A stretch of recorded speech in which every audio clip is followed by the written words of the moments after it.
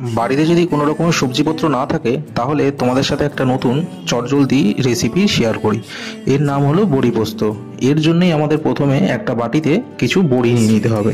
তারপর আর একটা ছোট বাটির মধ্যে পোস্ত আর কাঁচা লঙ্কা 10 থেকে 15 মিনিটের জন্য একটু ভিজিয়ে রেখে দিতে হবে, যাতে পেস্ট করতে সুবিধা হয়। এরপর মিক্সিতে ভালো করে একটা পেস্ট তৈরি করে নিতে হবে।